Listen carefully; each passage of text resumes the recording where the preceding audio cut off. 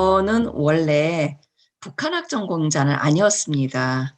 그 교육학도였었는데, 교육학도였을 때 제가 주님께 그 10대, 20대 때 기도했던 것은 이 사회에 소외받는 사람들을 위해 어, 뭔가 하나님께 기여할 수 있는 일을 주님께서 허락하시면 하고 싶습니다라고 이제 기도만 했었습니다.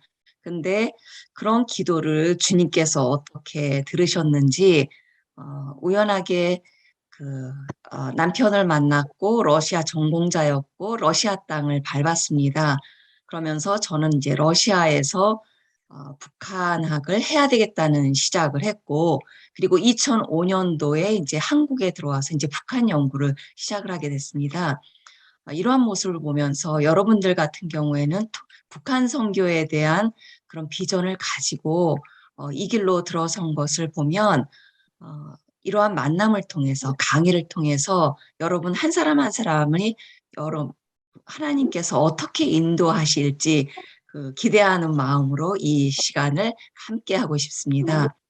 그 1990년도에 이제 러시아에 들어갔었을 때 이때가 소련이 붕괴되기 전입니다. 소련 붕괴되기 전에 이제 러시아에 들어갔고 들어가자마자 이제 소련이 이제 붕괴가 됐는데 딱 붕괴가 되자마자 그 러시아의 사람들이 당장 이제 먹고 살고 국가가 공산주의 사는 배급으로 이루어지는 사회인데 배급이 안 되다 보니까 집에 있는 사람들 먹을 게 없어서 집에 있는 예를 들면 그 부모가 그 대대로 물려왔었던 배지나 상장 그리고 우편 뭐 돈 이런 것을 다 들고 나와서 이제 길거리에 이제 팔고 하는 이제 그런 모습을 보았고 저희 아이가 그때 이제 막 우유를 먹을 때였는데 우유를 구하기 위해서 그때 빼째를 부르고 시내를 돌아다니면서 우유를 구하던 그런 그 광경이 떠올랐습니다.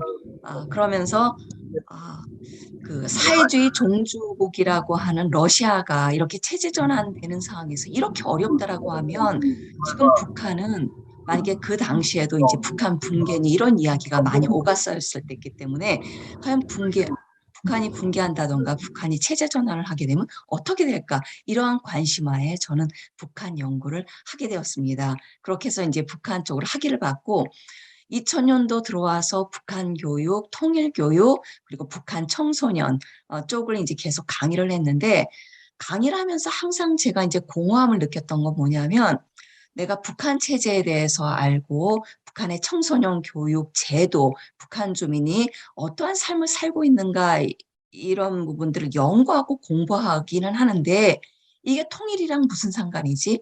이게 내가 지금 해야 되는 일하고 이게 실감이 나지 않는 거예요. 그래서 이제 그때 기도를 했던 게, 어, 내가 통일 한국에 대한 비전, 하나님의 마음으로 통일에 대한 비전을 가지고 있는데, 실제 삶에서 느낄 수 있는 분야로 내가 일을 하고 싶습니다라고 계속 기도를 했어요.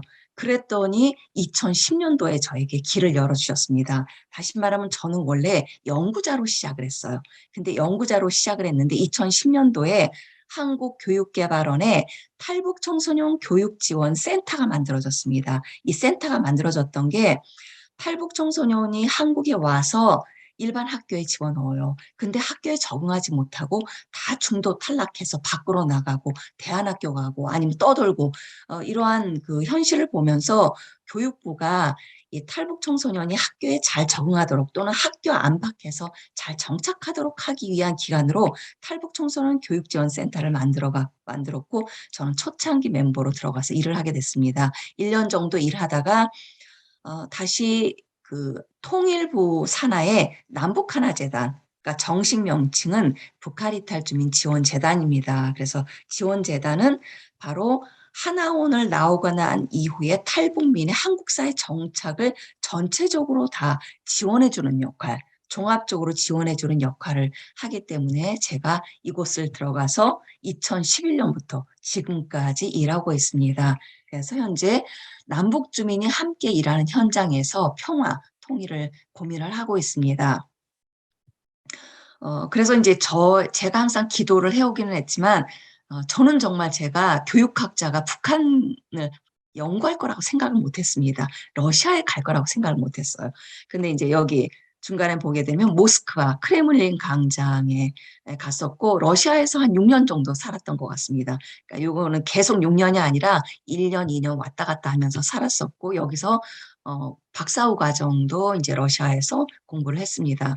그리고 이 오른쪽에는 2007년도에 금강산에서 북한 학자와 저희 남한 학자들이 영재 교육과 관련돼서 그 세미나 토론회를 했었습니다. 이제 그런 경험도 가지고 있습니다. 오늘의 강의는 세 파트로 구성이 됩니다. 북한의 교육을 이제 같이 함께 살펴볼 것이고요. 그다음에 북한의 문화, 그리고 북한의 교육과 문화라고 하는 건 결국 남북이 통합이 됐을 때 과연 어떨까라고 하는 것입니다. 그래서 한국에 와 있는 탈북민과 한국 국민 간에 같이 살아가면서 이런 교육과 문화와 관련된 갈등이 야기가 되고 있고 이런 갈등을 극복하기 위해서는 과연 어떻게 해야 될 것인가를 함께 고민하는 시간을 갖고자 합니다. 북한 교육의 모습을 가장 잘 볼 수 있는 사진을 가져왔습니다. 여기 보게 되면 그 나이 드신 분이 결국 짐보따리 들고 이걸 이제 아마 여기는 교통편도 잘 돼 있지 않기 때문에 걸어서 이제 그 물건을 아마 팔려고 할 것 같아요. 이렇게 하는가 보면 바로 옆에 북한의 아마 대학생일 것 같습니다. 여기 배지까지 하고 있고요. 핸드폰을 보고 있는 모습. 다시 말하면 전통과 현대가 공존하는 모습, 노인 세대와 현 세대들이 이제 공존하는 이런 모습을 볼 수가 있습니다. 그리고 이 사진은 북한의 이제 청소년들입니다. 여기 뭐 보고 있죠? 예, 그 옛날식의 이제 핸드폰이기는 하지만 눈이 빠져라고 핸드폰을 보고 있는 이런 모습을 보게 되면 저희들이 핸드폰에 빠져 있는 모습하고 다르지 않은 모습을 알 수가 있습니다. 2020년도에 북한에도 코로나19가 터졌습니다. 2020년도 한번 우리 생각을 해보세요. 2020년도 초에 코로나가 딱 터졌을 때 어, 코로나 일원이 1명, 20명, 30명, 두세 명만 나타났어도 우리 같은 경우에 모두 아니 코로나가 이렇게 퍼지는 거야? 내 주위에 퍼졌네, 우리 직장에 퍼졌네 하면서 조마조마했던 것들을 기억할 것 같습니다. 그래서 방역 거리두기를 했었고 학교를 폐쇄하고 수업을 이제 재택을 하면서 학생과 교사들은 심리적인 혼란 사태에 빠졌지만 곧 우리는 이 코로나라고 하는 것을 기회로 해서 그 차세대 사이버 교육 환경을 구축을 하고 여기에 적극적으로 대응을 해왔습니다. 그럼 과연 북한은 어떤가? 북한도 마찬가지로 코로나 팬데믹 시기에 교육 환경이나 시스템 자체가 구축되어 있지 않기 때문에 초창기에는 상당히 어려움을 겪었었습니다. 예를 든다면 국가 차원에서 아예 국경을 완전 봉쇄를 했습니다.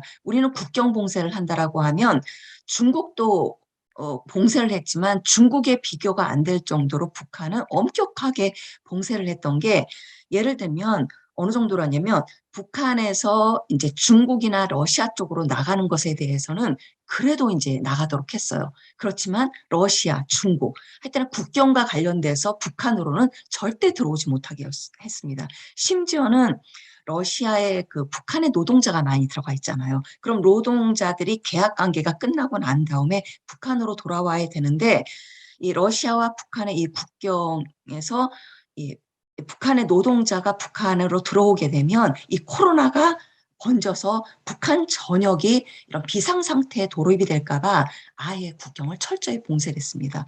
이럴 쪽으로 이제 강력한 봉쇄를 했습니다.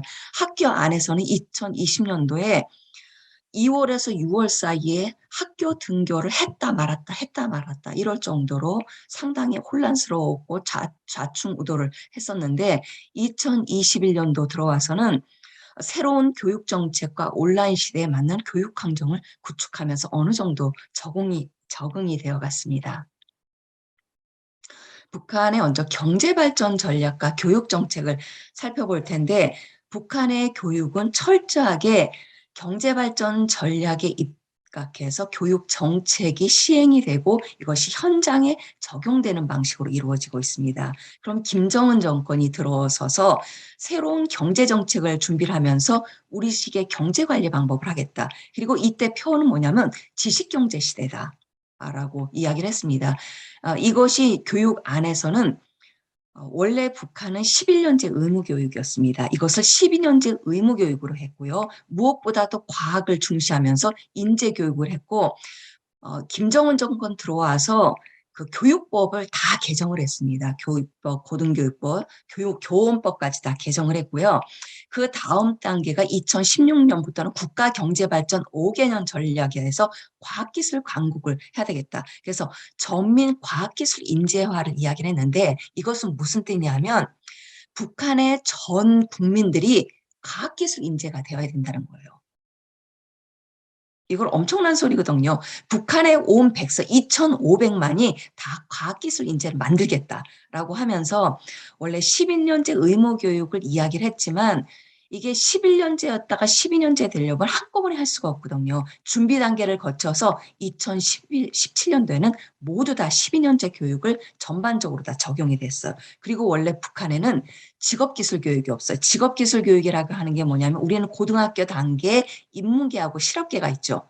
근데 북한은 실업계가 없었거든요. 이 실업계를 도입을 해서 이때 하고 그리고 이때 새로운 법령들을 아예 만들었습니다. 이게 개정된 게 아니라 새롭게 만들었어요. 그러니까 교육강령 집행법이라고 하는 거는 별도의 이제 교육과정과 교육 내용을 어떻게 할지에 대한 것을 지시하는 내용, 직업기술교육법, 원격교육이라고 하는 거 우리 이제 여러분이 이제 사이버 교육, 기술 교육 얘기했듯이 원격 교육을 하고 이제 그 다음에 2020년도, 2025년도는 경제발전 5개년 계획을 추진하려고 했지만 현재로서는 이 코로나 상태로 인해서 적극적으로 잘 되고 있지 않은 상황. 그러니까 이때 5개년 개발 계획을 약간 이제 이행하는 요 정도 수준이라고 보면 될 것 같습니다. 그럼 이제 교육 차원에서는 본격적으로 어떻게 진행되고 있을까? 이 학제를 봐주셔야 될 것 같은데 2012년도에 김정은 정권이 들어섰어요. 그때 이제 모든 그 한국의 언론들이 주목했던 게 뭐냐면 아니 10대에 고등학교 단계에 그 수해 이제 외국에서 이제 고등학교를 다녔던 30대 김정은이 정권을 이제 장악을 했습니다. 그러면 이 김정은이 과연 북한의 새로운 젊은 세대가 어떤 경제발전 전략을 추진할까, 어떤 당정책을 추구할 것인가라고 다 고민했는데 2012년도에 가장 먼저 집권하자마자 개혁정책을 발표했는데 사람들은 경제 또는 군사, 과학 이쪽을 발표할 거라고 생각을 했어요. 근데 모든 사람들의 그 예상을 뛰어넘고 교육개혁을 발표했어요. 그게 바로 뭐냐면 12년제 의무교육제예요. 그러니까 우리 같은 경우에는 어떻죠?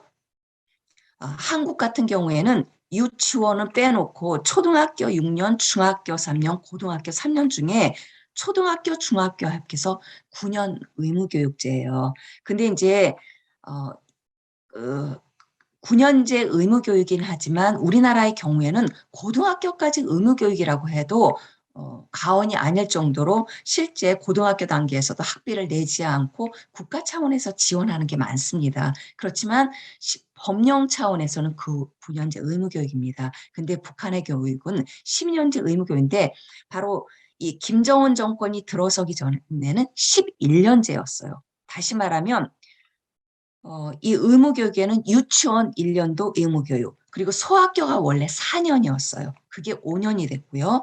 그리고 이 이전에는 이것을 합쳐서 중학교 6년제였어요. 근데 그것을 초급 중학교 3년, 고급 중학교 3년 이렇게 바꿔서 12년제 의무교육을 이제 바꿨습니다. 근데 이제 이 학제 개혁은 상당히 중요한 의미를 갖는 게 이 개혁이 발표됐을 때 저같이 한국의 교육학자 전문가들은 어떤 이야기를 했냐면 와, 김정은이 해외 교육을 봤더니 이건 정말 필요한 것이다라고 했던 게 남북한이 이제 보통 교육을 통합한다라고 하게 되면 어, 남한하고 북한하고 이제 12년 의무교육제가 되기 전에 11년이라고 했었어요. 소학교가 4년이라고 했어요. 그럼 남한하고 북한하고의 학년 차이가 어떻게 되죠? 우리는 12년이에요. 북한은 이 개혁이 있기 전에는 10년제였어요. 그러면 북한하고 남한하고의 2년간의 차이가 있기 때문에 남북한 교육 통합 때문에 이 2년을 어떻게 채워야 되지? 근데 학제 개혁으로 인해서 이 격차가 1년이 됐거든요. 와, 그러니까 원래 유럽이나 다른 나라에서도 대부분 12년적이었기 때문에 저희가 봤을 때는 이것은 상당히 선진적으로 좀 이제 변화하려는 노력을 했다라고 생각을 했었습니다. 그리고 이제 또 하나 중요한 의미는 뭐냐면 탈북 청소년들이 초창기 2010년도에 한국에 와서 학교에 집어넣었을 때 중도 탈락률이 거의 50% 가까이 됐었어요. 근데 여러분 생각을 해보세요. 한국 학생들이 일반 학교에 들어가서 중도 탈락률은 3% 내외예요. 근데 탈북 청소년이 일반 학교 들어가서 이 당시에 중도 탈락률이 50%, 절반은 다 떨어져 나갔어요.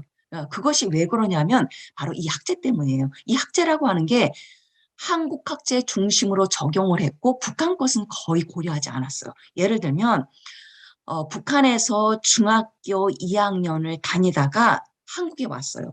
그 아이가 근데 그 당시에 16살 학생이었었어요. 16살짜리가 중학교 2학년을 다니다가 왔었을 때 몇 학년에 넣어놓은 줄 아세요? 16살짜리를? 초등학교 6학년에 넣어놨어요. 그럼 얘가 적용하겠어요?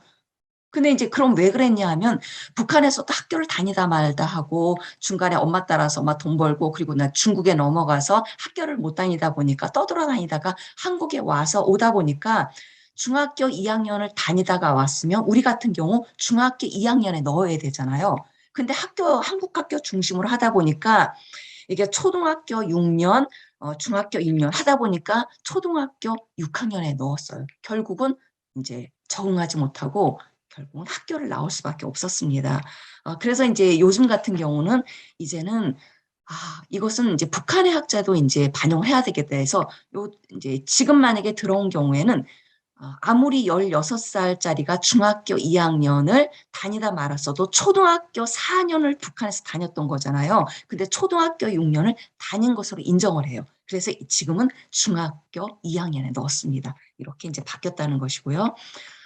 그리고 이제 또한 결국은 이제 이렇게 준비 단계를 거쳐서 12년제 전면적으로 시행했다는 건 북한으로서는 11년제를 12년제로 한다라고 하는 건 대단한 거예요. 왜냐하면 없었던 학년이 하나 만들어지는 거잖아요. 그러면 학교도 새로 만들어야 되고 교실도 만들어야 되고 교과서도 만들고 기자들도 만들고 그리고 교사들도 양성하고 이런 준비 기간이 필요하기 때문에 한 5년 정도의 준비 기간에 걸쳐서 2017년도에 결국 1,500여 개의 학계를 신설하고 증설해서 이제는 완전히 12년제가 다 시행이 되고 있다. 그리고 이제 기술 고급 중학교라고 하는 것도 이제 의미가 있는 게 북한의 경우에는 원래 실업계가 없었어요. 우리말로 하면 특성화학교가 없었어요. 왜냐하면 공산주의 사회에서는 초등학교나 고등학교 단계 기술계를 다니게 되면 얘는 대학을 못 가고 기술 쪽으로만 가게 되고 인문계를 나온 아이는 인문계를 나오고 대학을 나오게 된다고 하면 교육을 통해서 노동자, 농민이 그러니까 계층이 재생산되는 어떻게 되면 차별이 재생되는 역할을 하기 때문에 교육은 그러면 안 된다. 그러니까 교육이든 인문계든 구분하지 않고 고등학교까지는 똑같은 교육을 받아야 된다라고 하는 상황에서 여기는 인문계와 실업계 구분이 없었어요. 그렇지만 이제 그 전 세계가 이제 실업계 교육이라고 하는 건 유럽도 그렇고 미국도 그렇고 있거든요. 그래서 이런 국가 경제 발전 5개년 전략에 따라서 핵심 분야 전력, 금속, 석탄, 과수, 뭐 농수산 이런 식으로 해서 이제 특성화학교 비슷하게 고급 기술중학교 신설해서 지금 운영이 되고 있습니다. 그리고 학교 교육이 이제 변화된 건 지금도 마찬가지로 이데올로기 교육을 하고 있습니다. 김일성, 김정일, 김정수, 김정은 생각해 보세요. 이런 우상화 과목이 매주 한 시간 정도씩 다 편성이 되어 있습니다. 그렇지만 또 변화된 것이라고 하면 2008년 9월부터는 소학교 3학년부터 예전엔 러시아어가 제일 외국어였어요. 지금 영어입니다. 러시아어 하지 않습니다. 그래서 영어, 컴퓨터가 정식 교과목으로 들어섰고 그리고 학교의 또 다른 변화라고 한다면 학교 문화, 또 다른 경험과 가치관, 교육의 양극화가 확대됐다고 하는 게 근데 이것은 이제 어떤 뜻이냐고 하면 학교에서는 공식적인 교육을 가르쳐 줘야 되네. 학교에서는 공산주의 인간으로 양성한다. 주체 인간을 양성한다라고 하면 그것만 가르쳐야 되잖아. 공식 교육. 근데 학교에서 가르치는 지식의 내용이 학교 끝나고 난 내용은 또 다르다는 거예요. 그리고 학교 안과 학교 밖이 다른 거. 그래서 대표적인 예로 부모의 능력에 따라서 사교육 시장이 이제 생겨났고 학교 진학과 직장 배치에 있어서의 가정의 경제적 영향력이 생겨나게 됐습니다. 그러면 이제 서울대에서 서울통일평화연구소가 이것은 매년 있지 않고 2020년도에 한번 이렇게 조사가 됐었어요. 한 탈북민 100여 명을 중심으로 해서 교육 실태 조사를 했는데 여기서 이제 주목할 만한 게 무엇이냐면 한번 여성들이 한번 봤어요. 여기 세탁기 낮은 것을 한번 보세요. 세탁기 그리고 또 하나가 어, 냉장고. 가정 살림에서 여러분 가정에서 냉장고가 없는 삶, 특히 세탁기가 없는 삶 상상해 보세요. 얼마나 힘들겠어요. 북한 가정의 힘든 상황들을 이것을 보면 알 수가 있고요. 또 하나 주목할 만한 게 뭐 다른 것들은 다 있는데 휴대전화라고 하는 게 이렇게 핸드폰 같은 거지 않습니까? 생각보다 많습니다. 그리고 이제 여기는 탈북민 중심으로 이루어졌기 때문에 국경 지역에 있는 사람들이 대부분 장사를 많이 했어요. 그래서 장사를 하는 사람들은 기본적으로 핸드폰이 없으면 안 되거든요. 그러다 보니까 핸드폰이 생각보다 휴대전화가 있다라고 하는 거, 그리고 교육과 관련돼서는 컴퓨터가 생각보다 있습니다. 우리 이렇게 생각하잖아요. 북한이 이제 철저하게 외국에 국경이 봉쇄되고 경제 제재를 하고 있기 때문에 컴퓨터나 전략 자산과 관련된 것들은 북한에 반입이 안 돼요. 그래서 이제 컴퓨터가 예전에 상당히 적었는데 요즘은 컴퓨터가 상당히 많이 보유하고 있다라고 하는 것을 알 수 있습니다. 그래서 그런 개인별로 보게 되면 49.1%가 개인별 컴퓨터를 이용한 경험이 있다라고 하는 것이고, 그럼 생각보다 집에서 이용한 경험이 많아요. 그리고 공공기관에서는 예전엔 적었는데 요즘은 공공기관에서 이용하는 횟수가 좀 늘어나고 있습니다. 그리고 학교 생활은 중학교라고 하는 건데 여기 중학교는 우리가 생각하는 중학교를 생각하면 안 되는 게 북에서는 중학교와 고등학교를 합쳐서 옛날 중학교라고 했어요. 그래서 이제 어른들을 대상으로 어른들이 많이 포함된 사람들 칠태 조사다 보니까 중학교란 표현을 했습니다. 여기서 또 주목할 만한 건 높은 수치를 한번 봐요. 여기 보세요. 학교에 세 부담을 냈다라고 하는 게 북한이 전 세계에 가장 자랑하는 게 뭐냐면 우리는 무료 의무 교육이다. 12년제 무료 의무 교육이다. 전 세계적으로 12년간 무료 의무 교육을 받는 나라는 북한이다라고 하면서 전 세계에 너무나도 이제 장황할 정도로 이렇게 자랑을 해요. 그래서 전 국민이 행복한 교육에 우리 행복한 교육을 받고 있다라고 하는데 무료 교육인데 의외로 학비는 내지 않는데 내는 게 너무 많아요. 제가 알고 있는 한 청소년 같은 경우 학교에 가면 주기적으로 겨울이 되면 난방이 안 되니까 석탄 가져와라. 아니면 석탄 대신에 돈 가져와라. 그리고 우리 이제 인민군인이 너무 춥게 생활하고 있는데 따뜻한 모자가 필요하다. 그러니까 토끼를 1년에 2마리씩 껍데기를 가져와라라고 해요. 그럼 이제 그거 내고 그리고 고철 모아와라. 종이 모아와라. 그리고 이제 학교에 이제 창문이 깨져 있으면 창문, 그리고 책상 시설을 구비해야 된다. 아니면 컴퓨터가 뭐 반별로 5대씩 있어야 된다. 그렇게 하게 되면 이것을 국가가 이것을 보장을 하지 않고 국가가 이것을 국비를 통해서 국가가 예산을 편성하지 않았기 때문에 학교 자체적으로 해야 돼요. 그러면 교장 선생님은 학교에 그리고 아까 학급에 그런 학급에 있는 학교 선생님들은 그것을 학부모에게 할당하는 방식으로 이루어지다 보니까 이 세부담이 너무 많다. 근데 이제 한 친구의 경우에 학교에서 가져오라는 게 근데 도저히 못 가져와요. 그러니까 선생님이 너 가져와라고 하면서 학교 가방을 딱 뺏어놓고 집으로 쫓아보냈어요. 그리고 북한에는 학교가 있으면 바로 학교 주변에 다 자기 집이 있어요. 그러니까 학교 선생님한테 그러니까 쫓겨나가지고 집에 갔는데 집이 가난하다 보니까 들고 올 게 없는 거예요. 그래서 엄마한테 이제 달라고 하면 맨날 혼나기만 하고 아예 모르겠다. 내가 이렇게 하느니 난 학교 안 다니겠다. 결국 이렇게 해서 이제 학교를 자기는 이제 가다 말다 이제 세부담을 할 돈이 없어서 학교 가다마다 하다가 결국은 중간에 이제 중퇴를 했다. 이제 이런 경험도 이야기를 하고 있습니다. 그럼에도 불구하고 요즘 같은 경우는 학교가 그래도 어느 정도 정상적으로 운영이 돼서 정상적으로 운영이 되고 있고, 그리고 학교 생활은 그래도 즐거웠다.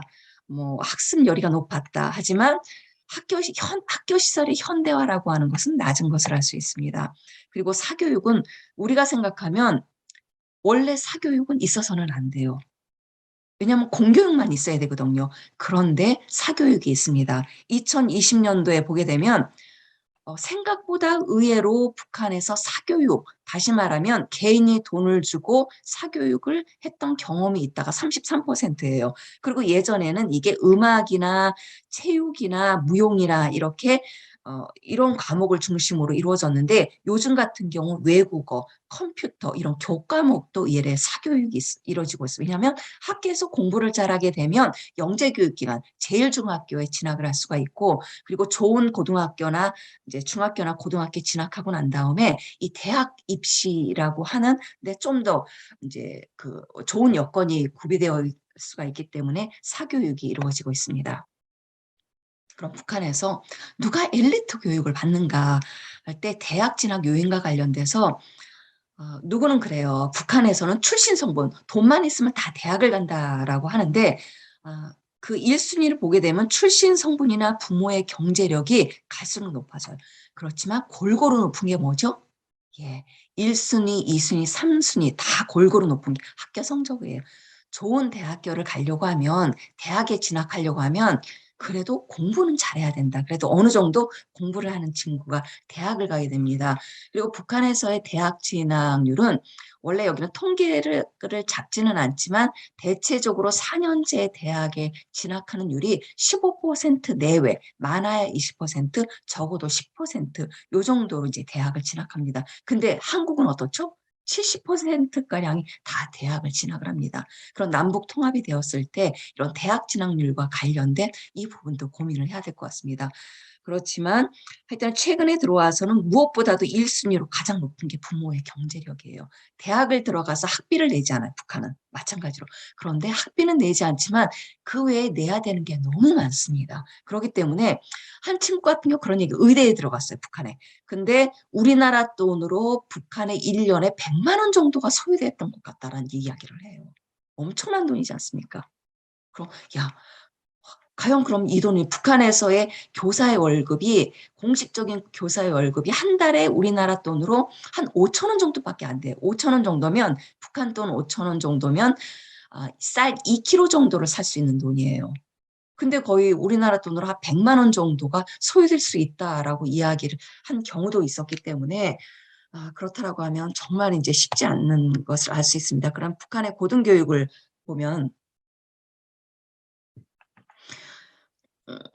가장 대표적인 게, 북한의 이제 고등교육 개혁은 아까 전민의 과학기술화를 하겠다라고 했어요. 그러면 그만큼 고등교육을 많이 시켜야 되거든요. 그러기 위해서 북한의 대학은 기본적으로 단과대학을 중심으로 이루어져요. 그럼 이해가 안 될 거예요. 우리는 보통 대학하면 종합대학이에요. 종합대학은 뭐죠? 대학 안에 인문계, 사회과, 경제학부, 법학부, 의학부 이게 다 있는 게 종합대학이에요. 근데 북한은 종합대학이 기존에 세 개밖에 없었어요. 김일성 종합대학, 김책 종합대학, 그리고 성균관 종합대학밖에 없었는데 2010년도 들어와서, 특히 김정은 정권 들어와서 단과대학을 다 종합대학으로 전환을 해라라고 해요. 그러면서 엄청나게 많은 종합대학이 만들어졌어요. 그건 쉽게 말하면 뭐냐면, 옛날에는 평양 건축대학이었어요. 여기 종합대학만 붙이면 돼요. 옛날에는 평양철도대학이었어요. 평양철도 종합대학이었어. 이러면서 거의 100여 개 대학의 이상이 다 종합대학이 됐는데, 그렇다가 얼마 전에 이게 다시 그냥 종합자를 뺀 대학으로 다 전환이 돼 버렸어. 왜 그랬을 것 같아요? 왜냐하면 종합대학이 되려고 하면 그 자체적으로 대학 내에 또 이제 이게 건물도 있고 그 기자대도 있고 교수부터 해서 모든 것이 다 만들어져야 되는데 이 여건이 안 됐던 것 같습니다. 그 외에 이제 이런 고등교육대학이 연구 기능 강화, 교육과정 개편, 교육방법 개편 등 다양한 것들이 이루어지고 있고요. 무엇보다 주목할 만한 게 원격 교육이에요. 원격 교육.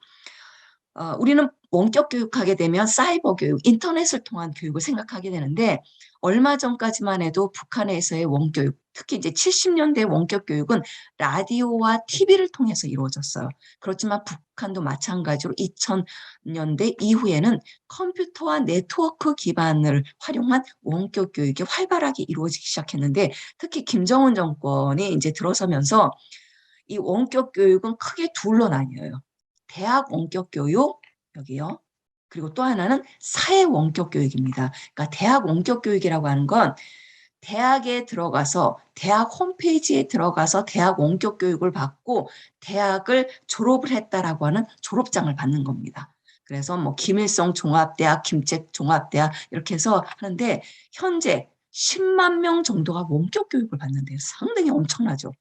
저도 이 정도로 숫자를 많을 줄은 몰랐었습니다. 근데 상당히 많고요.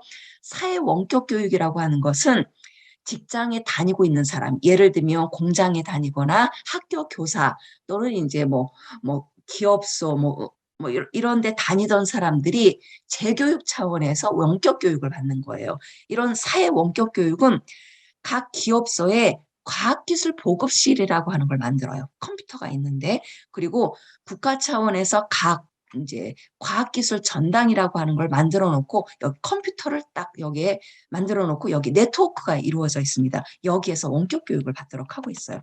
그럼 우리는 궁금할 거예요. 보통 원격 교육을 어떻게 하지? 이게 바로 북한의 태블릿 컴퓨터입니다. 컴퓨터를 이렇게 이제 중국 쪽에서 이렇게 해서 이제 컴퓨터를 이제 이렇게 찍은 것인데요.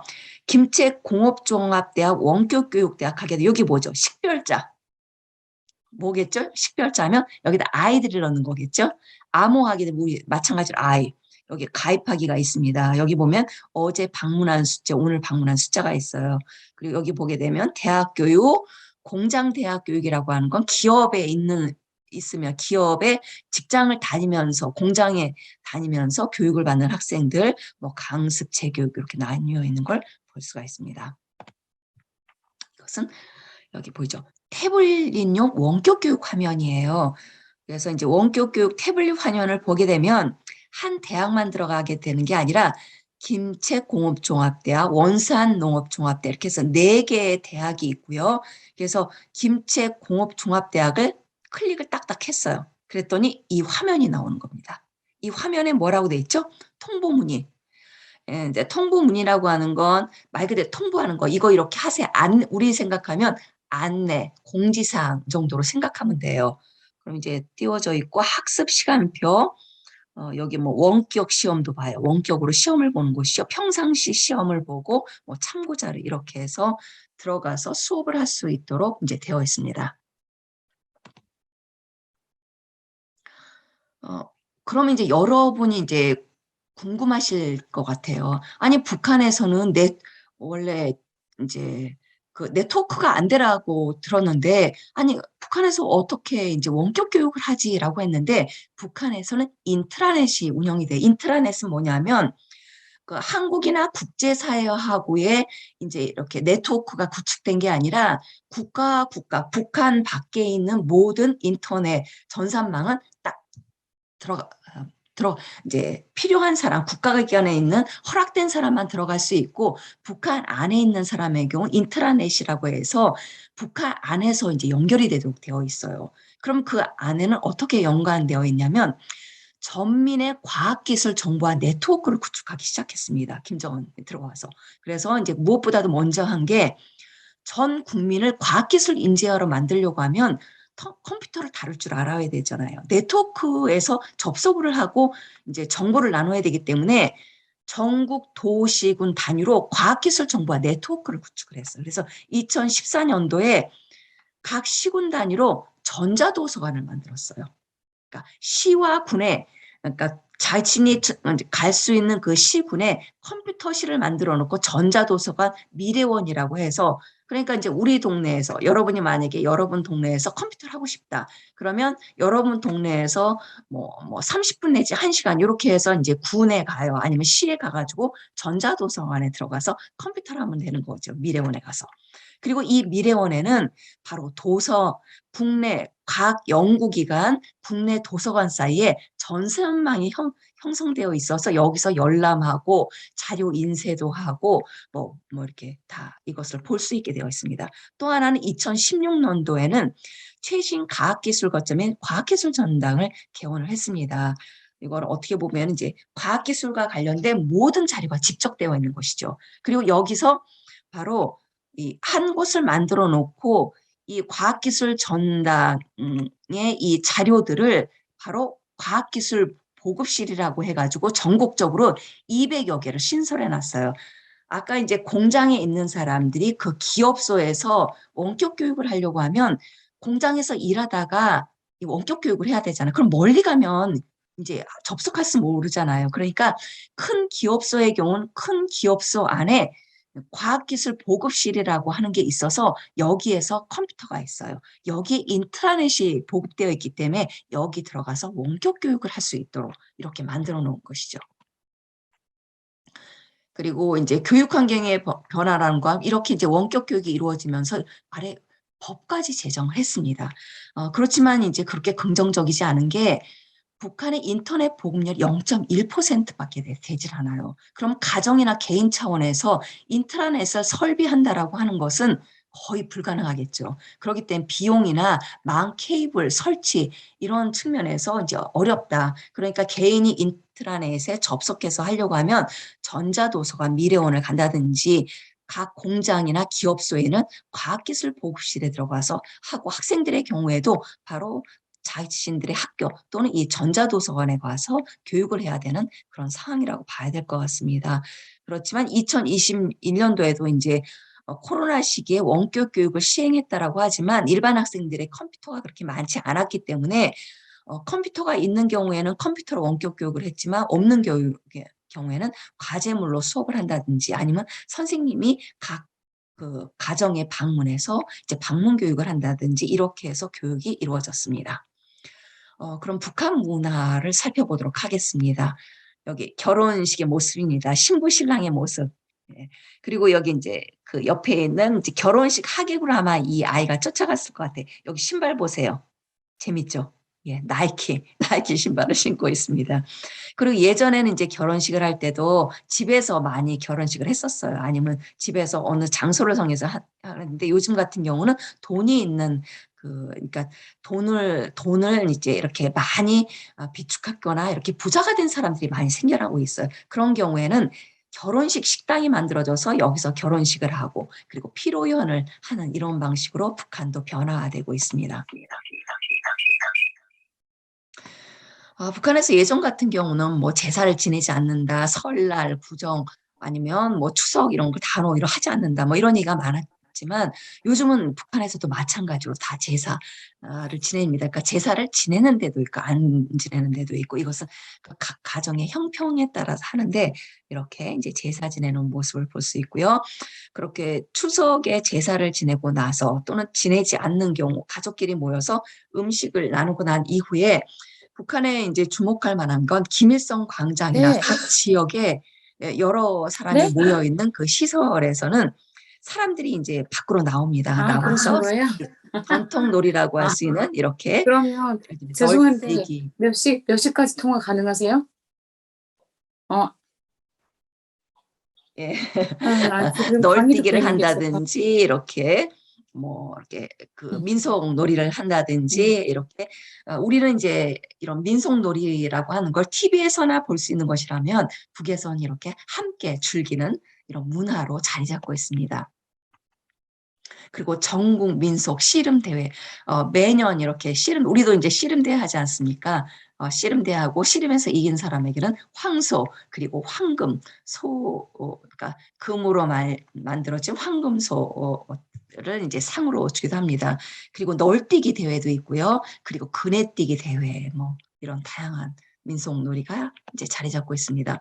그럼 북한의 문화라고 하는 것을 한마디로 뭐라고 이야기를 할까?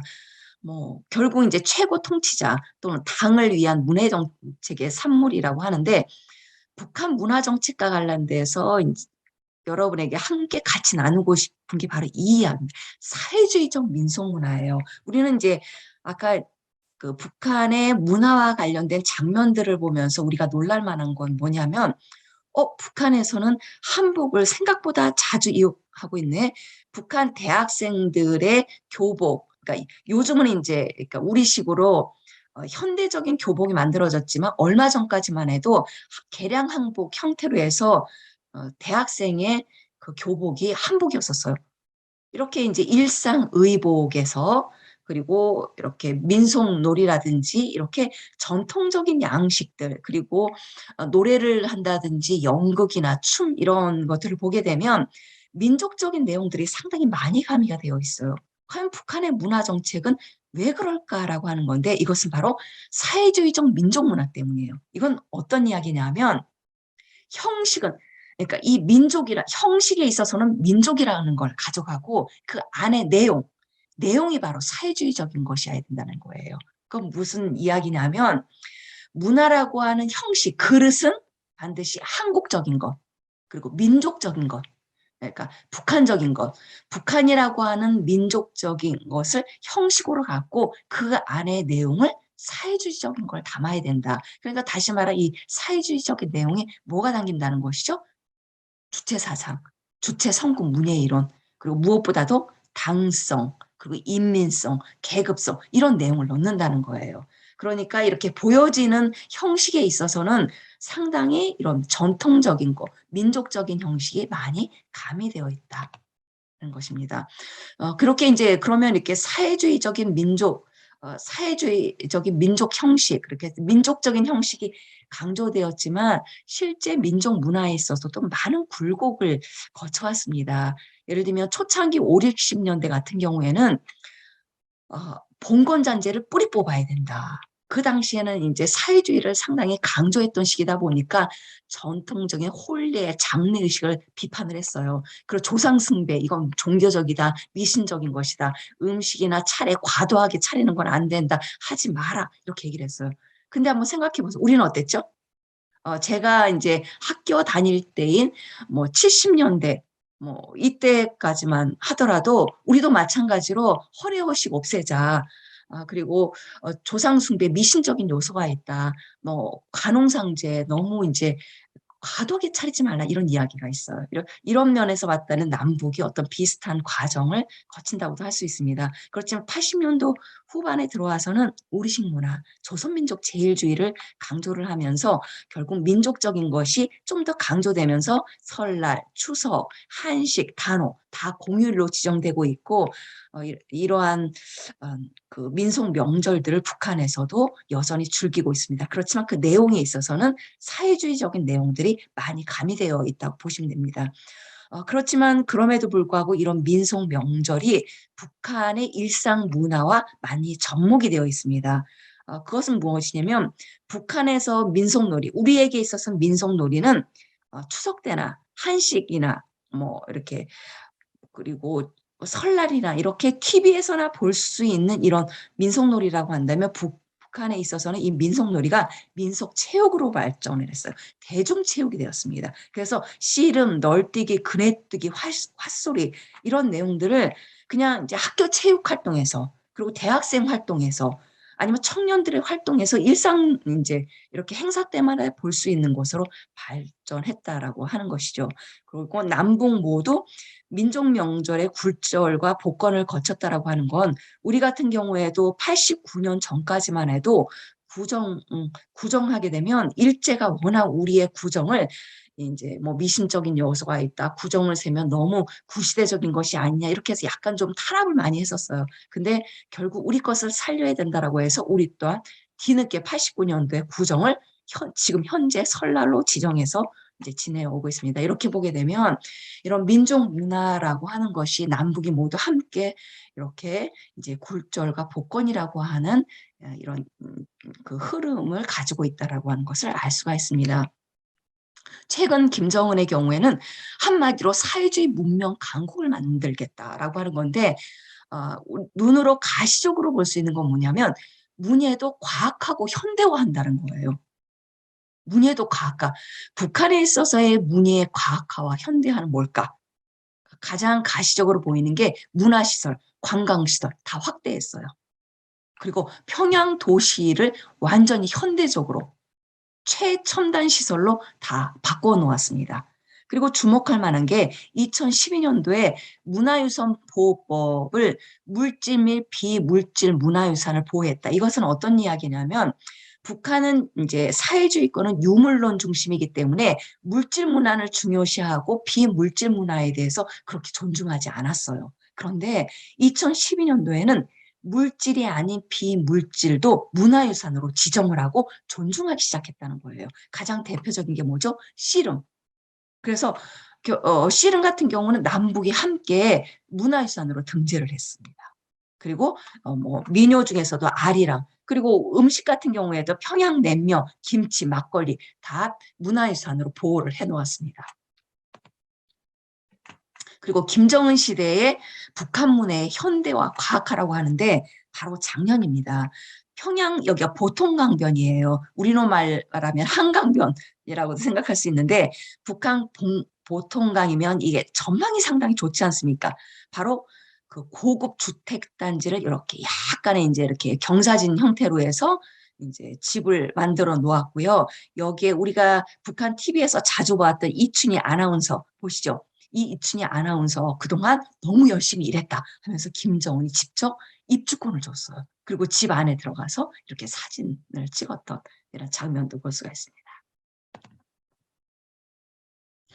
그럼 이제 북한의 문화라고 하는 게 보여지는 문화 외에 2030 세대라고 하는 이런 장마당 세대, 그리고 청년들, 그리고 이런 성인들의 이 문화가 변화가 되고 있습니다. 그 문화는 어떻게 촉발됐을까라고 하는 가장 중요한 요인이 바로 북한 배급 체계 문화입니다. 1990년대 고난의 행군 신기를 거치면서 북한의 바로 이제 배급이 북한은 결국 사회주의권을 상징하는 가장 중요한 게 뭐지 아세요? 사회주의권. 사회주의권은 기본적으로 첫 번째가 배급이에요. 배급으로 모든 것이 이루어집니다. 그 다음에 뭐냐면 무료교육이에요. 그 다음에 또 하나 의료. 국가에서 의료, 보건들을 이제 지원해주는 이런 체제로 운영이 되는데 북한에 90년대 들어와서 2000년대 들어와서 배급 체계가 완전히 무너졌습니다. 그럼 배급 체계가 무너진다라고 하는 건 무료 교육도 흔들리고 결국 의료 같은 것도 다 흔들리게 되는 것인데 그건 결국 뭐냐면 배급 체계의 붕괴라고 하는 건 알아서 각자 도생해라. 알아서 각자 살아라고 하는 것이죠. 그렇게 해서 이제 이 모든 국민들이 각자 살 수 있는 방향이 오게 되면서 결국 눈을 돌렸던 게 장마당이에요. 평안남도 안주시 장마당. 이것은 상당히 오래된 것이긴 한데 이 장마당도 국가에서 운영하는 거, 시에서 약간 허락했던 장마당이 있는가 하면 여기의 경우에는 그냥 그 국가가 운영하는 게 아니라 그냥 너도 나도 이렇게 다 들고 나와서 운영하는 거라고 생각하면 돼요. 먹고 살기 위해서. 그래서 여기는 이제 생필품, 집안에 있는 생필품을 다 끌고 나와서 서로 물물 교환하기도 하고 팔기도 하는 결국 먹고 살기 위해서 이렇게 되는 것이죠. 그런 것이 이제 결국 이런 장마당 그리고 이제 돈이라고 하는 것이 학교, 기업소 모든 사람들의 의식을 지배를 하게 되고 그리고 보이지 않게 탈북민을 통해서 또는 중국을 통해서 이제 한류 문화가 유입이 되면서 이것이 이제 이런 한류 문화나 외부 세계의 사조가 이제 아니 그리고 경제적인 것을 너무 풀어나왔을 때 이것이 북한 체제에 위협이 되겠다 할 경우는 폐쇄했다. 좀 더 열어놨다. 이렇게 폐쇄와 개방을 반복을 하면서 북한의 생활 문화는 계속적으로 변화 중이다. 그리고 지금도 변하고 있고 앞으로도 변화될 것이라고 하는 점입니다.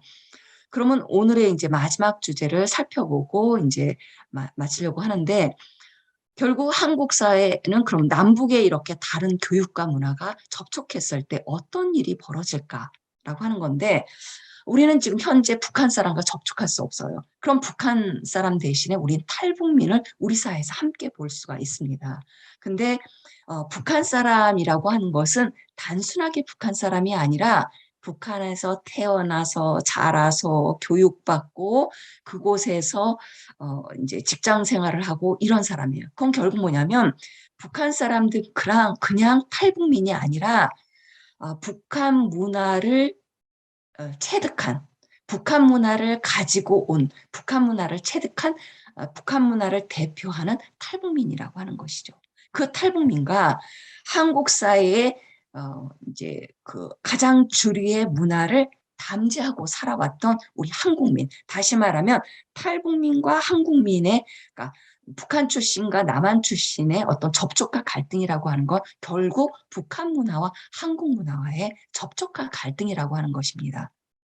근데 생각만큼 그렇게 쉽지 않은 게, 우리는 보이지 않게 이제 배제와 무시와 물화 중심, 결국 이런 물건이나 물질이나 이런 중심으로 이루어져 있고, 이에 대해서 한 탈북민은 조난자들이라고 하는 책을 통해서 우리는 북에도 속하지 않고 남에도 속하지 않은 조난자들이다. 그리고 남한 사람들의 인식과 북한 사람들의 인식이 다르면서 각각 이런 접촉의 갈등이 이루어지는데, 그럼 가장 대표적으로 어떤 갈등이 이루어질까라고 하는데, 첫 번째는 이 탈북민 입장에서의 의견입니다. 북에서 들어왔던 탈북민, 이 북한 출신이 가장 많이 이야기하는 게 같은 민족이라는 생각의 기대와 좌절. 그러니까 상당히 기대를 했는데 이것이 좌절한다.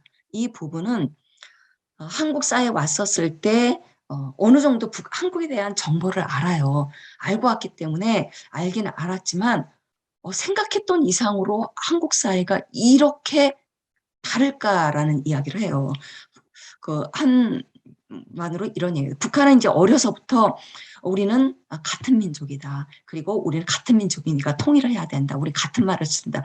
어려서부터 북한은 우리와 똑같이 이제 민주 시민 교육, 뭐 통일 교육 이런 걸 하질 않아요. 그냥 일반적인 뭐 주체 사상 교육이니, 그러니까 우상화 교육 또는 공산주의 도덕 교육 중에서 국가, 당, 민족 이것을 그리고 민족끼리 통일을 해야 된다. 이런 얘기를 계속 강조를 해왔기 때문에 한국에 가면 같은 민족이기 때문에 날 잘 대우해 주겠지. 우리는 한 민족이기 때문에 통일해야 될 거야. 라고 했는데 가장 먼저 이제 당황스러운 건 한국 사람들은 왜 그렇게 통일에 대해서 관심이 없지?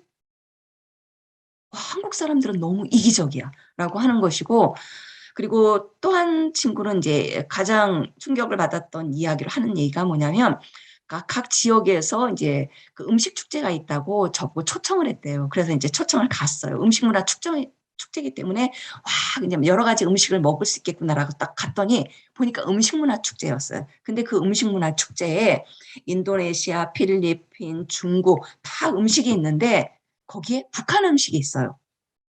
그러니까 결국 다문화 축제였어요. 근데 거기에 미국 음식, 독일 음식, 유럽 음식은 없었어요. 그때 이제 느꼈던 게 이건 뭐야?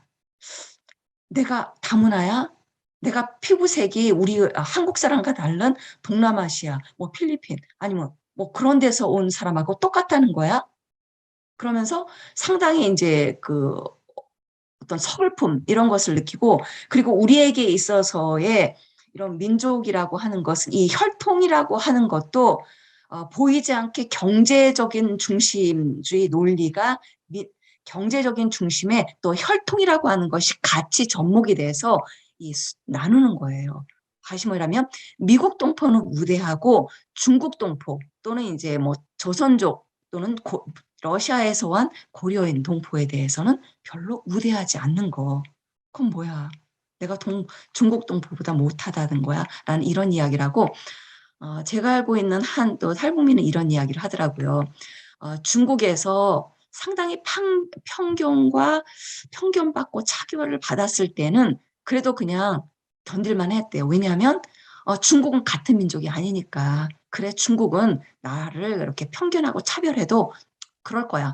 그 어느 정도 이해를 할 수 있어. 근데 한국이한테 같은 민족이라고 하는 사람이 나를 차별하고 편견할 때는 이런 표현하더라고요. 약간 분노? 예.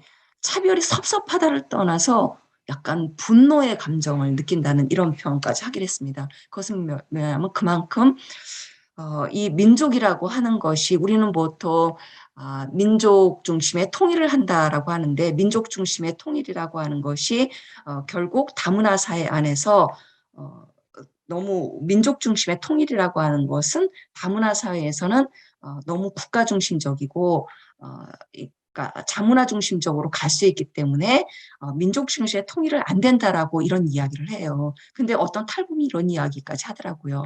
지금 한국에 와 있는 3만 4천 명을 포함을 해서 다문화 통일 이런 이야기를 하는데 그러면 결국 남북이 통일됐을 때 5천만과 2,500만이 통일했을 때 7,500만의 통일도 다문화 통일이냐라는 이제 이런 질문을 하더라고요. 이렇게 봤을 때 이 민족이란 관점을 과연 이제 국가라고 하는 이런 논리, 민족주의라고 하는 이런 논리에서 볼 때 문제가 있다고 하면 우리는 이제 정서적으로 실제 이렇게 도감이 되는 부분이 있지 않습니까? 그런 면에서 다양한 방식으로의 민족이라고 하는 것을 어떻게 통일에 접목시킬지를 고민을 해야 될 것 같습니다. 두 번째는 자본주의 사회의 치열한 경쟁 문화, 이것도 이제 북한 출신 입장에서 정말 너무 힘들다. 근데 한국 사회에 왔을 때 이분들 실태 조사를 해요. 근데 이분들이 하는 얘기가 한국 사회에 왔을 때 가장 좋은 게 무엇이냐라고 하면 이것을 들어요. 자기가 일한 만큼 주어지는 사회에 노력한 대가가 주어지는 사회 너무 좋다. 그래서 처음 초창기 왔을 때 아르바이트를 어떤 경우에는 2개, 3개 할 수가 있어요. 왜냐하면 이게 돈이 쌓이는 느낌. 와, 내가 노력한 만큼, 일한 만큼 이렇게 돈도 쌓이고, 이렇게, 그리고 일한 만큼 뭔가 자격증도 받고, 그러면서 이제 상당히 하는데, 어느 정도 시간이 지나고 나면, 빨리빨리, 와, 한국은 정말 빨리빨리구나. 그리고 한 친구를 이런 이야기를 하고, 이거 다 이제 탈북민, 이 북한 출신이 이야기한 거예요. 어, 직장 생활에 소변 보러 갈 짬도 없다. 그리고 까무러칠 정도로 피곤하고 심지어는 자기는 일하다가 죽을까라고 했는데 와, 일하다가 정말 까무러칠 수도 있겠구나. 라는 생각이 정말 들었대요. 그 정도로 한국에 있어서는 일의 강도가 높다. 왜냐하면 북에서 같은 경우에는 열심히 일하건 조금 일하건 봉급이 똑같아요. 그리고 봉급을 다 주지도 않잖아요. 그러니까 열심히 일하지 않거든요. 열심히 일하지 않기 때문에 북한에서 그렇게 얘기하는 게 노력 경제, 뭐 목표, 만개 달성, 목표 1,000개 달성 이렇게 해서 노력 경쟁을 그냥 추동하고 추동해요. 그게 왜 그러냐? 바로 열심히 일하지 않기 때문이에요. 근데 이제 한국 같은 경우에는 인센티브라든지 그러니까 노력한 만큼의 뭔가 성과급이라든지 이런 게 있기 때문에 일을 할 수밖에 없거든요.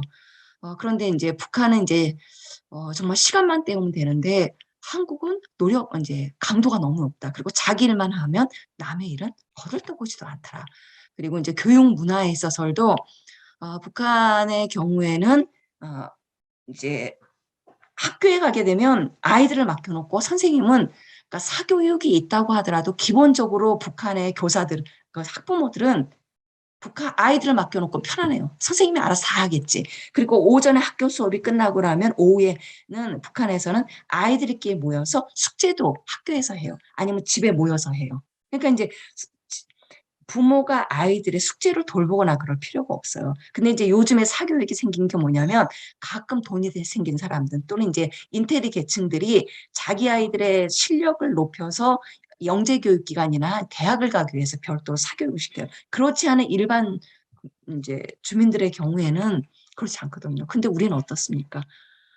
학교에서 다 배워줬으면 좋겠어요. 그리고 아이를 위해서 정보를 교환해야 한다는 거. 근데 북한에서는 다 국가가 학교가 아이들 책임졌는데 왜 꼭 아이들을 다 학원에 보내야 되는지 그리고 아이 싸움에 어른들이 나서야 되는지 도저히 이해가 되지 않는다라는 이런 이야기를 합니다. 그래서 이제 마지막으로 이제 보게 되면 우리는 78여 년간 적대적 체제 하에서 남북 간의 이질성이 상당히 증가되었습니다. 그러면서 이제 남북한 주민 간에는 갈등, 분리, 배제가 있고 현재 이제 기존에는 정착 지원 정책이 탈북민의 보호 정착이었어요. 그런데 이제 탈북민이 3만 명을 넘어서고 3만 4천 명이 되면서 이제는 단순한 정착이 아니라 남북한 주민이 함께 살아갈 수 있는 통합을 해야 된다라고 해서 이제 통합의 필요성을 이야기를 하고 있습니다. 근데 이것은 당위적인 차원이고 그렇게 노력을 하려고 하지만 실제 우리 주변에서 그리고 언론을 통해서 이렇게 보게 되면 통합이라고 하는 측면이 그렇게 쉽게 이루어지고 있지 않은 것을 알 수가 있습니다. 그래서 아까 이야기했듯이 탈북민의 남한사회에 왔다라고 하는 건 탈북민이 한국 사회에 왔다라고 하는 건 한 사람의 이동이 아니라고 하는 것입니다. 한 사람의 이동을 넘어서 그 북한에서 살았던 습관, 관습, 행동 양식 이 모든 것을 동반한 그 행위자의 이동이라고 하는 것이죠. 그리고 이제 한국 사회에 정착을 하게 되면 우리는 너희는 적응해라, 정착해라, 동화해라라고 해요. 근데 우리는 함께 살아가는 통합이야라고 얘기를 하는데 통합이라고 얘기는 하지만 실제 보게 되면 적응과 동화 차원이 많아요. 그런데 이제 그리고 이제 그것을 알 수 있는 게 그 탈북민이 한국 사회에 이제 정착을 하려면 자본을 획득을 해야 돼요. 우리 한국 사회에서도 여러분이 한국 사회에 정착하기 위해서는 어떻게 해야 되죠? 우리는 경제 자본이 있어요. 경제 자본은 뭐냐면 돈을 벌기 위한 경제 자본이 있어야 되고 교육 자본, 학력 취득해야 됩니다. 문화 자본이 있어야 되고 상징 자본 이런 것들이 필요해야 하는데 경제 자본과 관련돼서는 이제 취업을 잘하고 경제적을 획득하기 위해서는 탈북민이 한국 사회에서 경제 자본을 획득하기 위해서 한국 사람과 같이 경쟁을 해야 됩니다. 그것은 뭐냐 하면 탈북민과 한국민 사이에 같은 경쟁을 할 수밖에 없는 것이죠. 이 관계에서 이제 상당히 이제 어려울 수밖에 없는 것이라고. 왜냐하면 우리도 취업하기 힘들고 우리도 경제력 취득하기 힘듭니다.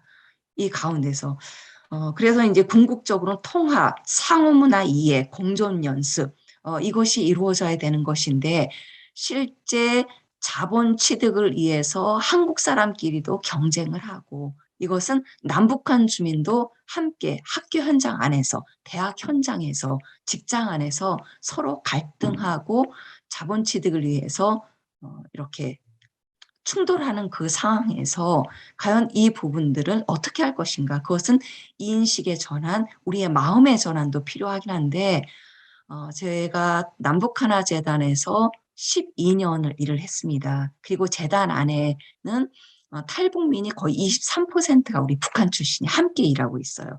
그리고 탈북민을 대상으로 해서 교육 지원, 뭐 의료 지원, 취업 지원을 하고 있고 다양한 이제 민원이나 다양한 뭐 의견 충돌 이런 현상들을 현장에서 이제 보고 있습니다. 그런데 이때 이런 갈등이나 민원이나 나 스스로도 이런 사람들과 부딪히는 이런 상황, 그리고 이런 부딪힘이라고 하는 것은 남남도 부딪히고 남북도 부딪히고 남북이 부딪히다 보면 결국 또 다시 이제 남북 이렇게 다양한 갈등, 남남끼리, 결국 북북끼리도 이제 부딪히는 이런 다양한 현상이 있게 되는데 세상의 논리에 따라서 우리가 이제 삶을 살아갈 때에 우리가 배웠던 일상생활의 규칙이나 제도나 이런 교육 양식, 문화 양식을 통해서 이 문제를 해결하려고 하면 해결이 안 되는 부분이 상당히 많더라고요. 이럴 때 그러니까 남북 주민의 이제 갈등, 특히 남남의 갈등도 마찬가지고 결국 북북의 갈등도 마찬가지고 하나님의 용서, 화해 안에서 온전히 회복될 수 있다라고 하는 것을 이제 체험을 하게 됐습니다. 네, 여기까지 해서 강의 마치도록 하겠습니다. 신효숙 박사님께서 한 1시간 동안은 북한의 교육과 북한의 문화 또 남북 주민의 갈등과 통합에 관해서 크게 3가지 주제로 말씀해 주셨는데 상당히 넓은 주제라고 생각이 됩니다. 또 이거는 어떤 정치, 경제 이런 걸 떠나서 또 우리가 어떤 일상 삶에서 가장 접할 수 있는 부분이기 때문에 오늘 하신 내용들에 대해서 우선 좀 각자 질문하실 거나 조금 더 뭐 의견 표명도 해주셔도 좋습니다. 우리 지금 인원이 많지 않으니까요. 네, 우리 좀 질문 또 뭐 코멘트라고 그러면 뭐 하지만 뭐 우선 좀 같이 얘기를 나눠보시죠. 우리 신 박사님. 그리고 이제 여기 계신 분들은 또 현장에서 이분들 멘토를 한다던가 아니면 사역을 하시던가 교회에서도 아마 만나신 경험이 있기 때문에 자신들의 경험을 이제 오늘 교육과 관련돼서 연결해서 이야기를 해주시면 서로 좋은 기회가 될 것 같습니다. 제가 멘토하고 있는 우리 탈북민은 탈북한 지 한 10년이 이상 되는데요. 굉장히 한국 사회에 잘 적응을 해요. 그래서 제가 참 대견한데, 예를 들어서 저희 교회에서 이제 신앙 훈련이 있었는데 그 회비가 한 12만 원 정도 됐어요. 그래서 우리 송준이에서 50%를 지원해 준다고 그랬는데, 자기가 돈을 벌어서 다 100% 훈련비를 내고 싶다 그래서, 자기가 정말 그게 한 2개월 전이었어요. 근데 동부화재 보험 DB 그거를 공부해서 지금 보험도 너무 잘하고 있어요. 그래서 이번에 자기가 100% 이제 신양 훈련비를 다 내고 이제 등록을 했는데, 이분은 이제 오히려 자기 탈북 동포들을 안 만나요. 안 만나고 안 만나고 굉장히 자립심이 있는데, 근데 이제 아까도 이제 신랑 되시는 분은 남한 분이세요. 그래서 이제 하는데, 신랑 친구들 부부끼리 모임을 하면 그런 이제 북한에서 왔다 그러면 갑자기 분위기가 쉐해지는 그걸 느끼는데, 저도 그래서 당당하게 탈북민이라고 하지 말고, 저는 개인적으로 탈북민이라는 용어가 좀 이렇게 구분되어지고 그러는 것 같아서, 우리도 고향이 뭐 경상도다 전라도다 하는 것 같이 우리 재은 씨인데, 재은 씨도 고향이 한경도라고 얘기해라. 앞으로 탈북민이라고 얘기하지 말고, 나 한경도에서 나서 왔다고. 나도 나 개인적으로는 탈북민이라는 소리는 내가 별로 이렇게 구분되어지는 것 같아서 싫다고 그러는데, 이제 저희들이 이제 멘토들이 들려면은, 근데 또 저 같은 경우는 굉장히 좋은 케이스예요. 근데 이제 다른 분들은, 다른 멘토 하시는 분들은, 우리가 어디까지, 그러니까 그분들은 한 10년 이상 되시는 분들도 항상 본인들은 받아야 한다는 의식이 있고, 그래서 어디까지, 제 최종 목적은 물론 하나님의 복음을 전하는 거지만, 그분들이 남한 생활 와서 잘 정착하는 거잖아요. 그러니까 지금 제가 저희 교회에 연결되어 있는 탈북민들은 굉장히 경제적으로도 굉장히 좋아요. 차도 고급으로 몰고 다니고, 애들도 발달센터 뭐 다 보내고 그러는데, 지금 애들이 어려서 그렇지만 걔네들이 초등학교, 중학교, 고등학교 하면 지금 돈을 모아야 할 시기인데, 언제까지 그 남편 되시는 분이 그 일을 할 수도 없다는 보장도 없고. 그러니까 근데 그런 거를 코디를, 이게 저희는 코디네이터라고 그러는데, 멘토 코디네이터 어디까지 해줘야 하는가. 어쨌든 궁극적으로 잘 정착해서 생활이 안정이 되고, 또 하나님의 복음도 전하고, 그러는데 항상 그게 어디까지 우리가 그러니까 우리 남한 사람들도 정말 먹고 우리도 그러니까 어떤 때는 나도 치열하게 살고 있다라는 거 항상 베푸는 게 아니라, 우리도 다 남한 사회에서 이렇게 치열하게 살고 있다는 거를 자꾸만 강조를 해요. 그래도 그분들의 의식 속에는 나는 받아야 한다. 이제 근데 언제까지 그분들이 자립을 언제 할 수 있을까 하는 생각이 들어요.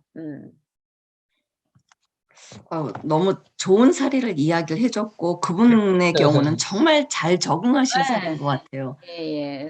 왜냐하면 정말 자신이 이런 교육비를 다 내겠다라고 하는 건 경제적인 자립 의지가 확실히 있고 또 실천하는 것이거든요. 그래서 이제 근데 이제 우리 사회도 이제 문제가 있는 것 같아요. 왜냐하면 그 자립이라고 하는 것은 자신이 스스로 이제 살아갈 수 있는 환경이 돼야 되는데, 특히 이제 교회 다니는 경우에 이분들을 교회를 유도하기 위해서 얼마 전에도 탈북민들 다 모으기 위해서 일정 정도 돈을 주고 그 대 다 모이게 하도록 하고, 그러니까 다른 교회에 있는 분들도 다 끌어모아서 이제 행사를 진행하고 이런 걸 보면, 이렇게 주어지는 사회에서 주는 거를 안 받으면 내가 손아본다 그런 생각이 많잖아요. 그러니까 예. 이제 우리가 그것을 유도를 하기 때문에, 왜냐면 뭐 안 좀 모르는데 주는 거 못 받으면 바보니까 이제 받아야 된다, 이제 그것을 유도를 해서 그런 것을 스스로 이제 좀 한국 사회가 좀 자제를 해야 되겠다. 그리고 경제적으로 어느 정도 자립을 하게 되면 이분들이 실질적으로 잘 적응하는 것 같아요. 그렇기 때문에 어느 정도 자격증을 갖고 한 직장에 지속적으로 일하고 그래서 좀 더 안정이 될 수 있는 직장에서 지속적으로 할 수 있는 이런 여건을 만들어주는 역할 글쎄. 이 정도까지는 그래도 저희가 좀 해줘야 되지 않을까라는 생각은 듭니다. 그래서 네. 나도 저희 교회는 물질 공세는 안 해요. 그래서 아, 예. 명절 때만 하는데 저희 교회도 탈북민들이 꽤 있었거든요. 면접 쳤는데 우르르 이제 그렇게 돈 이렇게 주고 이렇게 하시는 하는 교회로 다 흩어졌어요. 그래서 다시 또 새로 시작하는 마음으로 지금 또 이제 임하고 있습니다. 예. 그 휴대폰을 보고 있는 청소년들의 사진을 봤잖아요. 근데 지금은 디지털 시대인데 그 폐쇄된 사회국가인 북한에서 그 인트라넷을 이용해서 원격 교육과 사이버 교육을 그렇게 많이 정책적으로 추진을 하고 있다는 사실이 좀 많이 놀라웠거든요. 그런데 그 되지 않기를 바라는 정보들이 많은 그 사회에서 그렇게 사이버 교육을 한다는 거는 어떻게 보면 그 계층 간의 그 교육이 평준화될 수 있고 또는 북한 사회에도 장애인이 있을 거잖아요. 그러니까 그러한 장애인들도 또 그런 사이버 교육이나 이런 걸 통해서 그 교육을 받을 수 있다라는 게 굉장히 저는 그 정책적으로 잘 그 이용하고 있다라는 생각이 드는데 물론 통계를 내기는 힘들겠지만 제가 관심이 있는 게 아무래도 남한이든 북한이든 여성 인권이나 아동 인권이나 장애인의 인권이다 보니 그러한 교육이 그들의 그 뭐 장애인이라든지 특히나 여성이라든지 이런 사이버 교육이 그들에게 어느 정도의 효율성을 가지고 있는지 좀 많이 궁금해지네요. 우선 이제 그 정보화 교육과 관련돼서는 이 청소년들 같은 경우에도 최고의 성공은 핸드폰입니다. 그만큼 이제 있는 아이들은 아까 그 꼬마들이 보는 건 우리 아주 구식 문자 정도 하는 거였다고 하지만 이것도 핸드폰도 이제 뭐 최신 기종부터 그렇지 않은 것까지 이렇게 해서 특히 평양이나 이렇게 대도시 중심으로 해서 아이들이 하고 있고 아이들이 즐기는 게 사진 찍기 그리고 게임하기 그 사이 안에서도 게임이 있거든요. 뭐 게임하고 그리고 요즘 같은 경우는 이 핸드폰도 이렇게 그 액수가 있어서 그 액수만 사용할 수 있다 보니까 핸드폰에 있는 그 저장할 수 있는 돈을 뭐 친구한테 이제 준다든지 이런 식으로 이루어지고 있고 교육도 이제 이루어지고 있습니다. 그리고 여성과 아동 인권과 이제 관련돼서는 여전히 여성의 성교육이라든지 뭐 그런 부분이 상당히 취약하죠. 왜냐하면 그걸 알 수 있는 게 우리 탈북민들의 경우에 아동들을 데려와서 교육하는 걸 보면 알 수 있거든요.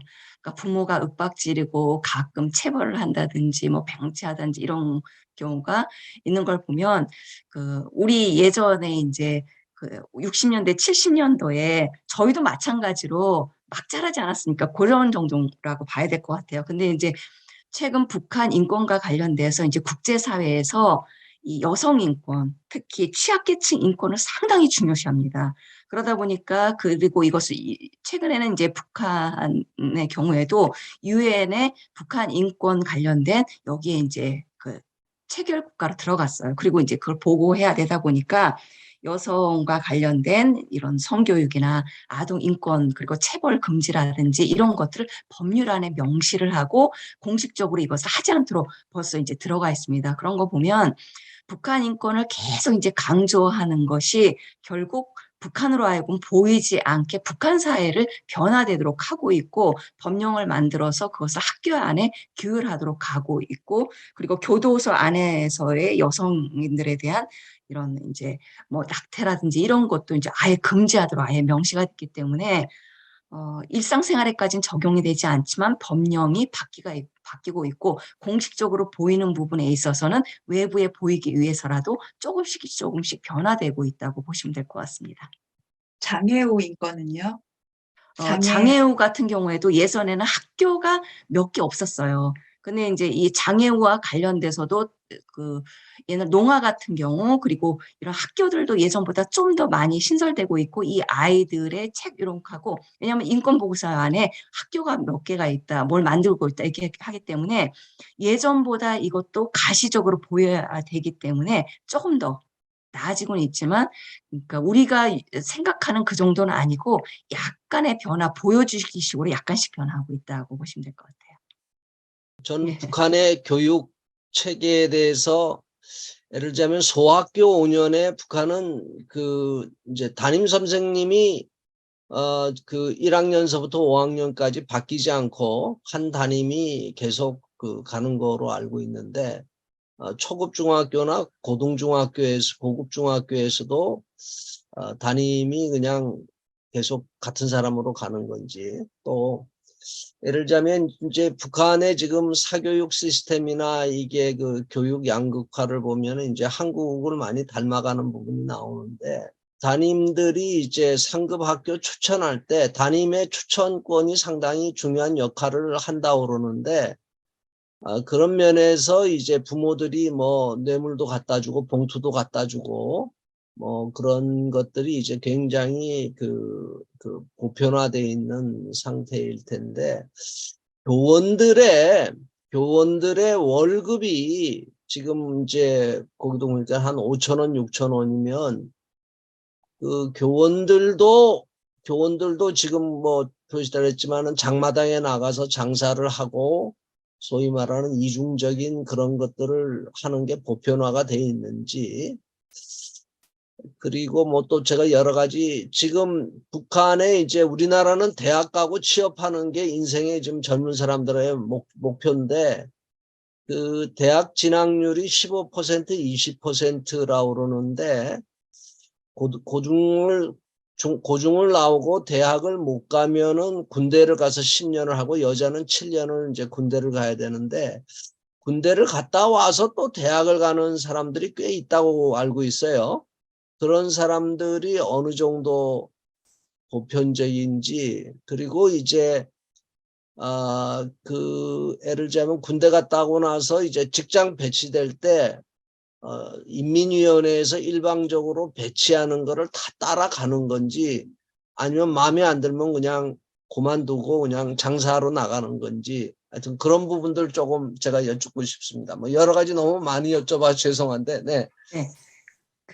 또 여기 계신 분들끼리 나누어야 되는 시간이 있어서 네. 간단히만 이렇게 하게 되면 원래 그 북한의 장점이다 단점이다 할 때 교사가 초등학교 1학년 때 담임을 맡으면 6학년 졸업 때까지 큰일이 없으면 이제 교사를 계속하게 되고 중학교 고등학교 같은 경우에도 중학교 1학년에 맡았던 예전에 중학교 6년이었기 때문에 1학년 맡았던 선생님이 이제 그 졸업할 때까지 가는 그런 방식이었고 어떤 학교의 경우에는 초등학교, 중학교가 또 연계가 된 경우가 있어요. 이럴 경우는 초등학교부터 이제 그렇게 되어 있는데 요즘도 아직까지 이제 그렇게 이제 연계가 되는 방식이지만 만약에 초급 중학교와 고급 중학교가 학교가 다른 곳에 위치할 경우에는 선생님이 초급 중학교 선생님 다르고 이제 고급 중학교 선생님 다르고 그렇지만 그래도 1, 2, 3학년은 연속하는 방식으로 그렇게 이루어지고 있습니다. 그리고 교사의 월급이라고 하는 게 월급을 학교에서 줘도 그것 가지고 살 수가 없는데 그것도 보장을 하지 않거든요. 그러니까 그럼 교사가 어떻게 살아가겠습니까? 그러면 학부모가 갖다 주는 거로 그러니까 어떤 학부모는 우리 애 잘 봐주십시오라고 뭐 촌지를 주는데 그 촌지라는 게 돈을 줄 수도 있긴 하지만 오히려 뭐 쌀 1, 2kg 갖다 주고 감자 뭐 3, 4kg 갖다 준다든지 간장 이런 거 갖다 주는 것만으로도 이쁜 거죠. 그러니까 이런 얘기 하더라고요. 확실히 이제 국가가 보장을 안 해주니까 학부모가 그래도 선생님 수고했습니다. 감사합니다라고 해서 먹을 거 갖다 주는 그 아이가 이쁘더라. 그리고 학교에서 필요로 하는 물자를 잘 대주는 그 학부모한테 그 아이한테 학급 반장시키고 뭐 소대장 시키고 이럴 수밖에 없다는 그런 이야기. 그리고 대학을 진학을 장마당과 관련돼서는 90년대, 2000년대 초반 같은 경우에는 그 사이가 워낙 이제 무질서하다 보니까 교사가 실제 장사도 하고 그랬어요. 근데 이제 요즘은 학교가 정상적으로 운영이 돼야 되거든요. 그리고 현재는 예전에는 뭐 한 반의 절반, 뭐 3분의 2 정도가 학생들이 빠지고 그랬다고 하는데 최근의 경우는 80에서 90% 정도는 학교를 나온다고 해요. 그러면 선생님은 학교를 지키고 있어야 되는 거거든요. 그래야 되기 때문에 결국 이제 학부모들이 이 아이 이제 이 선생님을 거의 먹여 살려야 되고 장사하기보다는 바로 아이들을 가르치는. 그래서 이제 우리는 사교육하게 되면 별도의 이런 사교육 기관인데 선생님이 사교육을 한다고 보시면 될 것 같아요. 예, 선생님이 공교육과 사교육을 같이 하는 이런 상황이다라고 보시면 될 것 같습니다.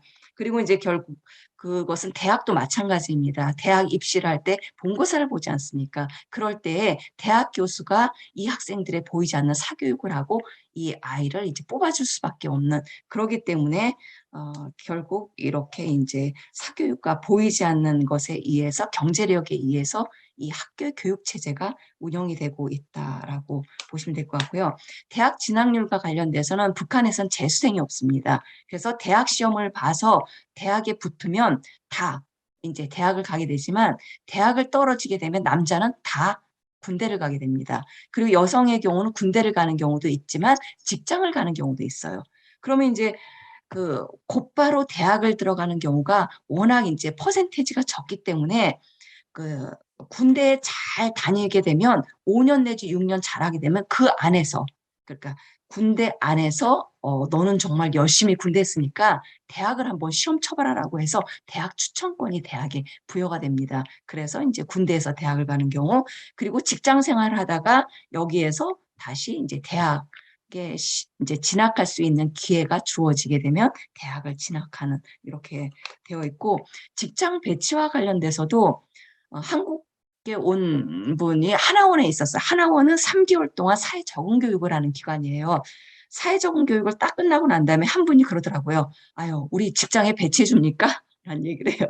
우리 직장 배치해 주지 않잖아요. 그건 뭐냐면 북에 있어서는 고등학교를 졸업하든 대학을 졸업하든 간에 졸업을 하게 되면 직장을 배치를 해줘요. 근데 요즘의 경우에는 당에서 국가에서 배치해 주는 직장을 가길 원하지 않아요. 국가에서 원해주는 직장에 배치를 해줬는데 그 직장은 봉급을 주질 않거든요. 그러니까 요즘 북한에서 원하는 건 뭐냐면 직장을 배치를 해주는데 그 직장에서 뭔가 물건을 생산하는 직장을 원해요. 그러니까 물건을 생산해주면 그 물건을 빼돌려서 팔면 돈이 되는 것이죠. 아니면 그 직장에서 물건을 만들 경우에는 그 직장이 요즘 어떻게 돼 있냐면 국가가 원하는 물건을 만들어서 국가에 바쳐요. 그리고 일부는 만약에 한 10의 3 정도, 10의 2 정도는 그 자체적으로 그 물건을 기업에서 만들어서 개인이 소그룹 단위로 팔 수 있도록 봉급 대신에 그것을 팔 수 있도록 해요. 그런 직장에 가면 먹고 살 수가 있죠. 근데 그렇지 않은 직장의 경우는 이게 먹고 살기가 힘들거든요. 그럴 경우에 뇌물을 줍니다. 뇌물을 줘서 예를 들면 외화벌이가 가능한데 물건을 좀 더 잘 만드는데 아니면 해외 나가서 뭔가 일할 수 있는 그리고 외화 상점에서 일한다든지 이럴 경우에 이제 여기도 보이지 않게 직장 배치랑 관련돼서 이런 이제 경제력이 이제 여기 영향을 미치는 이런 사회라고 보시면 될 것 같습니다. 예, 이상입니다. 우리나라처럼 그 북한도 그 입시 경쟁, 그렇다면 그 직장이 그런 식이라면 굳이 입시 경쟁 이런 게 없지 않을까요? 그게 좀 궁금합니다. 입시 경쟁. 예. 입시 경쟁이 있죠. 예. 직장에서 뭐 이렇게 원하는 직장도 아니고 월급도 원하는 만큼 받지 못하니 굳이 뭐 대학이면 뭐 갈 필요 있나? 거기서도 그런 경쟁이 있을까요? 그래도? 근데 그 북한에서도 이제 치맛바람이 있고 북한에서도 이제 사교육이 이렇게 생기게 되는 건 뭐냐면 북한이 어느 정도 경제력을 취득한 사람은 그 다음에 눈을 돌린 게 자식 교육인 것 같아요. 그러니까 북에 있는 부모들이나 한국에 있는 부모들이나 열심히 돈 벌고 생활하는 건 나만 잘 먹고 잘 사는 게 아니라 내 자식은 나보다 잘 살면 좋겠다. 그 대표적으로 나는 농사 짓고 살고 나는 밖에 나가서 이렇게 공장에 가가지고 물건 만들면서 힘들게 물건 지고 살았는데 내 자식은 이 노동자 농민이 아니었으면 좋겠다. 그러니까 북한에서는 이제 노동자 농민이 프롤레타리아가 주역이 되는 사회라고 이야기를 하지만 실제 이분들도 이렇게 몸으로 하는 운동 이것은 힘들어해요. 그리고 그 사회에서 실제 노동자 농민보다는 간부가 되고 싶어하고 뭔가 이렇게 그 지시를 하는 이런 직장을 갖고 싶어 하거든요. 그러려고 하면 근데 이제 북한 사회에서도 약간 대학을 나오지 않은 사람의 경우에는 농민의 자식들은 농민이 돼요. 노동자의 자식들은 노동자가 됩니다. 대학을 잘 못 가요. 그러니까 얘네들은 고등학교 나오자마자 대부분 군대를 갔다 와서 10년 정도 군대 갔다 오고 난 다음에 다시 이제 집단 농장에서 일하거나 아니면 이제 기업소에서 일하고 거기서 아까 원격 교육이라고 하는 재교육 형태를 통해서 그 노동자에서도 이렇게 좀 급이 있지 않습니까? 올라가는 형태예요. 그런데 이제 좀 더 이제 잘 살고 싶어 하는 나라고 하면 북한에서도 마찬가지로 엘리트 가지고 싶어 하고 엘리트 간부 엘리트 그리고 돈을 많이 번다라고 하는 게 그러니까 장사를 잘할 때도 아까 이제 장마당이라고 했는데 장사를 잘할 때도 아까 자기가 몇 개 물건 가져와서 이렇게 팔고 끝나는 건 조금밖에 못 팔아요. 근데 이제 여기서도 비공식적으로 국가의 허락을 받지 않고 장사를 받게 되면 중간에 경찰이라든지 공안에서 와가지고 이제 잡혀간다든지 아니면 너 왜 장사해? 하게 되면 결국 할 수 없이 이제 뇌물을 준다든지 이런 행위가 있잖아요. 근데 이럴 때에 자신의 친척이나 자신의 누구 이렇게 아는 사람들이 경찰이라든지 공안이라든지 힘 있는 사람일 경우에는 장사를 하더라도 뭔가 힘으로 옆에서 받쳐줄 수가 있는 거예요. 그러니까 가능하면 자기 자식이나 친척이나 그렇게 그래서 요즘 결혼 같은 경우에도 가장 바람직한 형태의 결혼은 아내가 장사를 하고 남편은 이 장사를 하는 것을 든든하게 받쳐줄 수 있는 이런 공무원 또는 이제 그 간부들 이어야 되는 거예요. 그러면 이게 환상적인 것이죠. 그러니까 이제 자식들의 경우에서도 가능하면 나와 같은 이것을 대물림하지 않기 위해서는 이제 대학을 갔으면 좋겠다. 그리고 이제 대학에서도 김일성 종합대학이나 김책 종합대학 그리고 대학에서도 급이 있어요.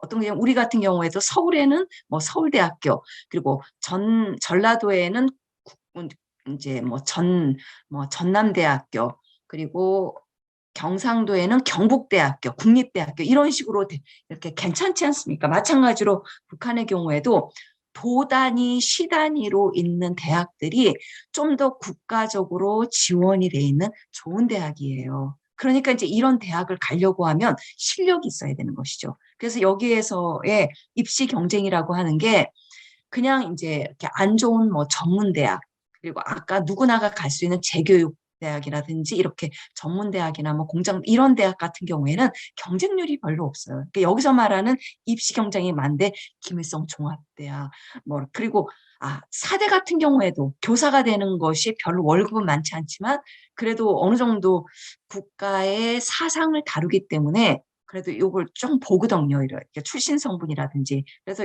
이렇게 의대 뭐 그리고 가장 또 경쟁률이 많은 데가 북한에서는 또 음악하는 경우를 하지 않습니까? 그래서 예술대학 그리고 의과대학, 외국어대학.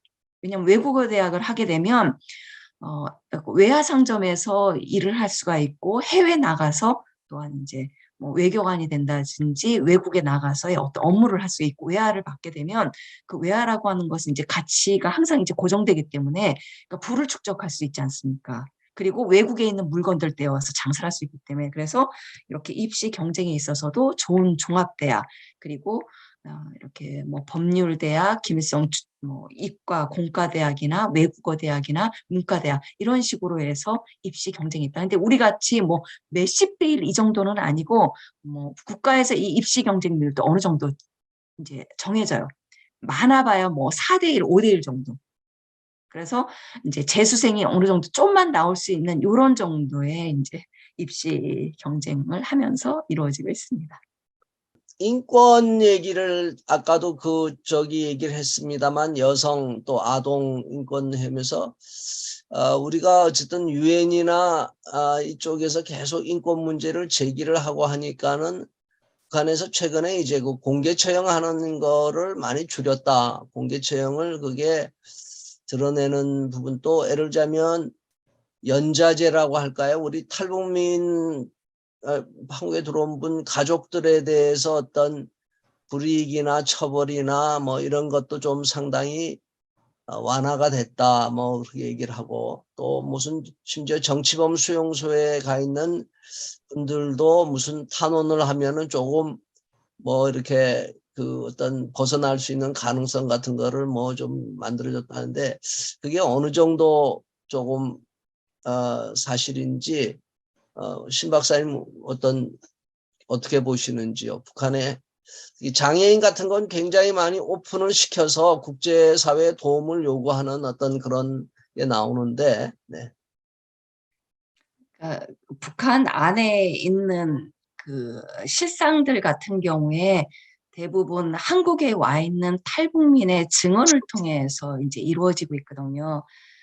그래서 이제 예전에 이런 그 북한 안에서 그리고 탈북 과정 그리고 한국에 오는 과정에서 이제 어려웠던 것들을 이제 증언을 하지만 지금 이제 코로나 요 상황 자체 내에서는 완전히 이제 정말 이제 봉사를 했었고 그 연락 같은 경우에도 예전에는 이제 이렇게 휴대폰을 통해서 국경 지역에 와서 북한의 이제 소식을 많이 듣고 했는데 코로나 이후 시기에는 워낙 이제 이 소식 자체 같은 경우가 통신도 상당히 많이 힘들어졌어요. 그리고 액수도 너무 많이 이제 올리다 보니까 이 안에서 뭐 이렇다 저렇다 하는 얘기가 진실인지 아닌지 이런 사세한 개인적인 얘기, 일상적인 얘기들을 이야기하기는 제가 좀 이것이 사실이다 얘기를 할 수 없기 때문에 이야기를 할 수는 없는 것 같아요.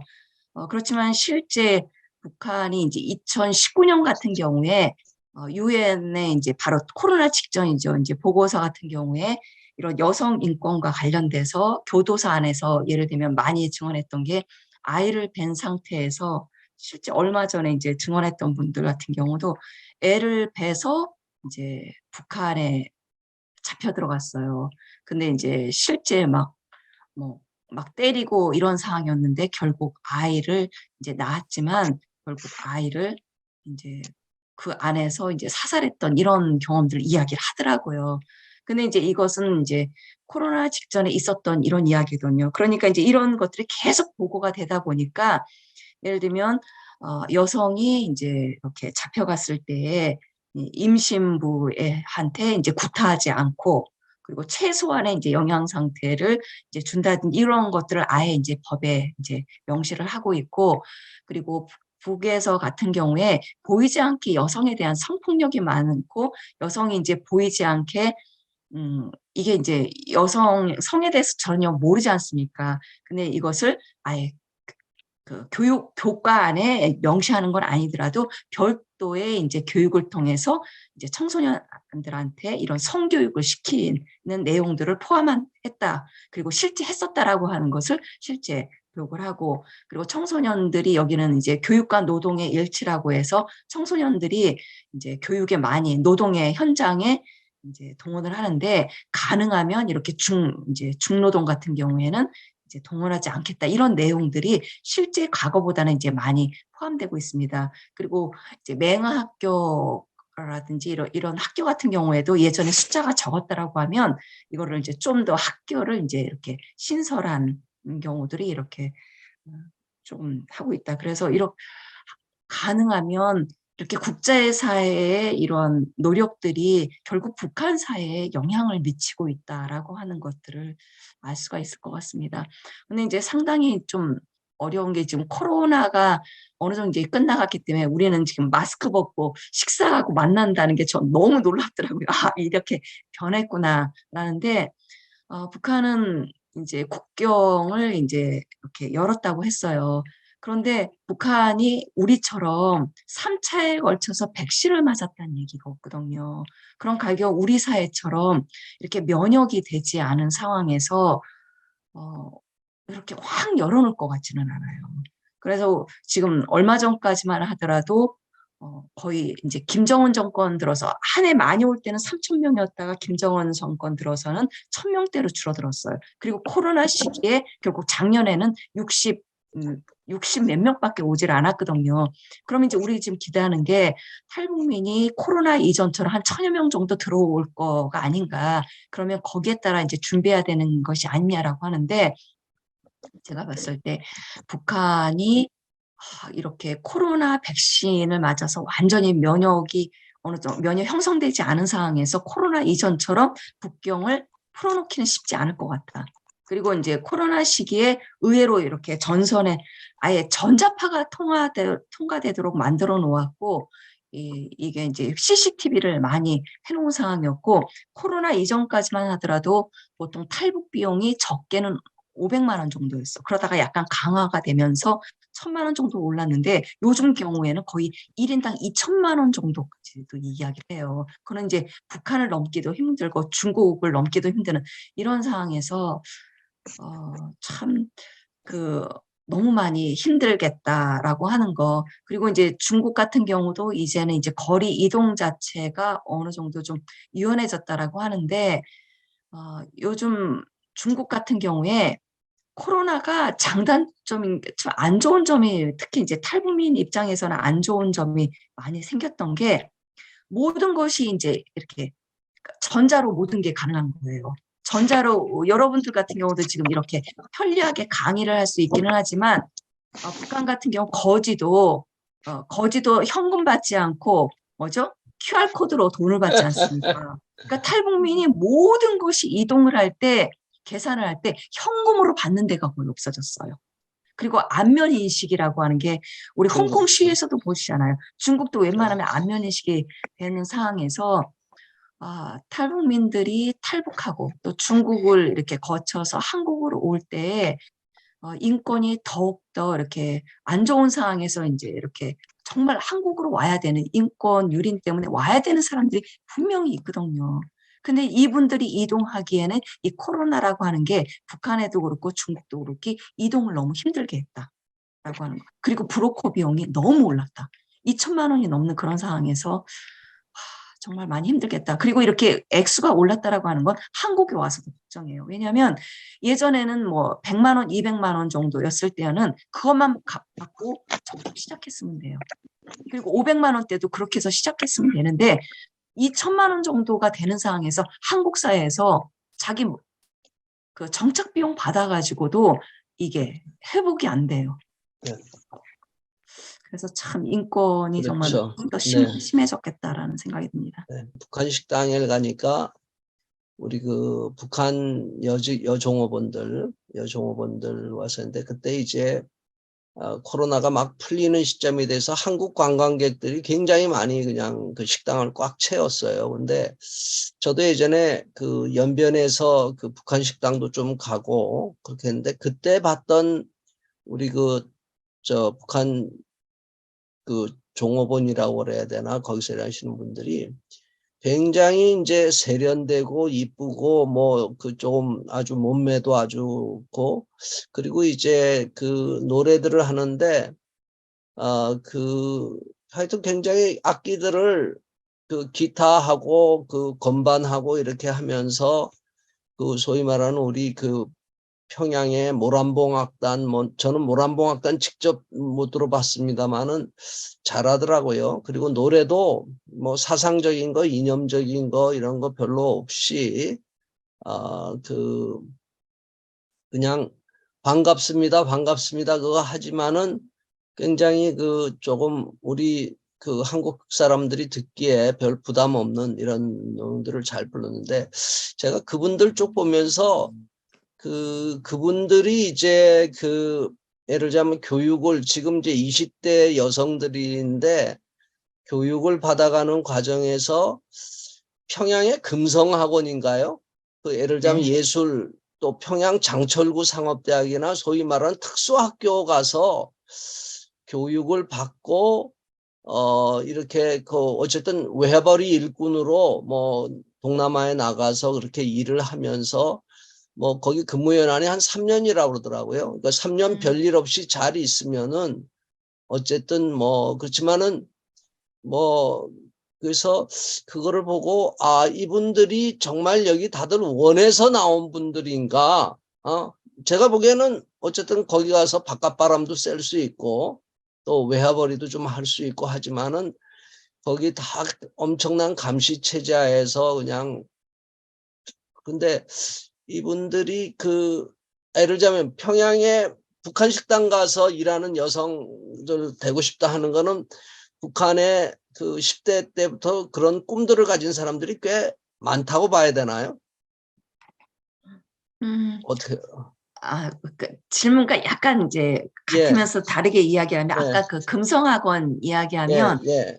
금성학원 예를 들면 이솔주도 금성학원 여기 북한에 그렇죠. 수제학교가 있습니다. 수제학교도 수제학교. 종류가 있는데 예술분 우리 수제학교라는 거 우리말로 하면 영재학교예요. 예술 분야 영재학교 그리고 뭐 과학기술 분야의 영재학교는 이제 학교 앞에 일자가 들어오면 이제 영재학교인데 제일 중학교는 이제 과학기술 분야 그리고 외국어도 예. 외국어 영재학교 그리고 금성학원 같은 경우에는 여기는 정말 북한도 마찬가지로 유치원 단계, 초등학교 단계에 아주 예술 분야, 여기는 악기, 음악, 연곡 이제 종류별로 다 있게 되는데 그 잘했던 아이들이 이제 이렇게 중고등학교에 이제 금성학원을 나와서 이제 대학에 이제 예술계통에 들어가서 하는 거거든요. 그럼 이제 여기에 이제 직장 배치와 관련돼서는 북한에서의 잘 빠지는 경우는 북한의 예술단에 들어가서 활동을 하겠죠. 그럼 이제 예술단에서도 북한에서도 하지만 해외 나가서 예술단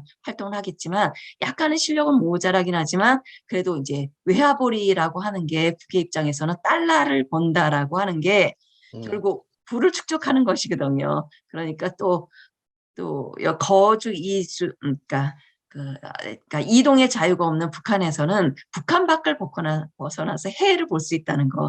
그리고 우리도 마찬가지로 이렇게 약간 이거 비교하기는 뭐하지만 우리가 이제 중고등학교 학교 다닐 때 아무리 규율이 엄하더라도 우리끼리 이제 또 모여서 자유롭게 이제 있을 때 또 즐겁게 자기네 막 욕도 하고 아니면 이제 학교에서 가지 말라는 거 가면서 이렇듯이 또 나름대로 나름대로의 어떤 그 해외에서의 자신들의 삶을 또 개인 생활 또 집단 생활을 하지 않을까라는 생각이 듭니다.